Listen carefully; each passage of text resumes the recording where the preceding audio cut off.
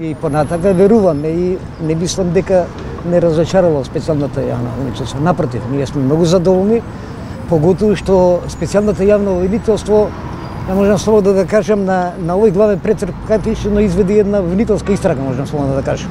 Веднаш и нарасли 20 обвинетите, толку стигнаме во тек на денешниот ден и така темелите во детали, значи беа прашувани, што на нас како одбрана апсолутно ни одговара, бидејќи ние сме за да се расветли овој случај.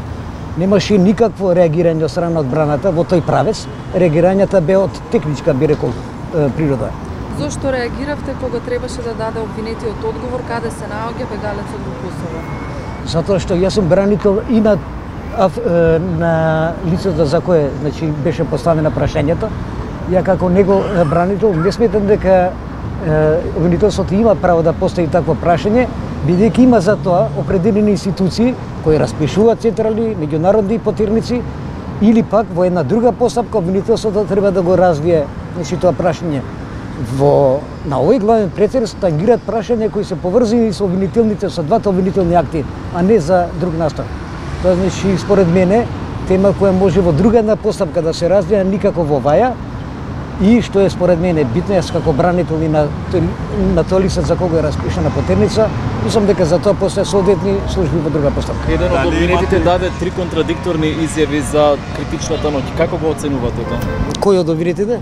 Вториот што сведочеше практично на почетокот. Не е точно дека има некои контрадикторности. Значи неговиот канализација па дека бил првиот, да.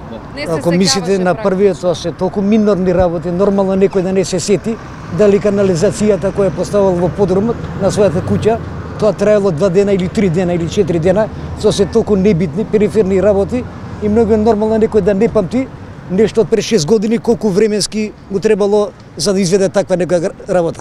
И нема никаква врска со обвинението, практично и тоа поставување. Меѓутоа, тоа е соодветно и исправно прашање поставувано за да се види со што практично се занимава тој обвинет. Он тоа убаво го објасни дека неговата куќа има интернет кафе и дека тоа му е делатноста. Толку канализацијата беше да се расчисти да не евентуално тој се бави со нешто друго како професија. Али вие како бранител имате седање дека Измиловиќ во Приштина? Јас тие сознанија што ги имам за мојот клиент нема да ги споделам со медиумите. Ќе се вратат ли, бидејќи сега ЕТС ја го води предметот, кога ќе се вратат? Па сигурно дека ќе се вратат. Меѓутоа нека се развие постапката.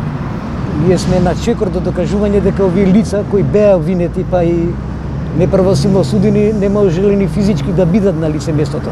И не само специјалното јавно обвинителство кое на вистина темелито го работи, го испитувал, се гледал на ученикот од работата која претходеше 2 години на обвинителска истрага, што е на вистина еден голем временски интервал, тоа веќе резултира денеска на главниот претрес.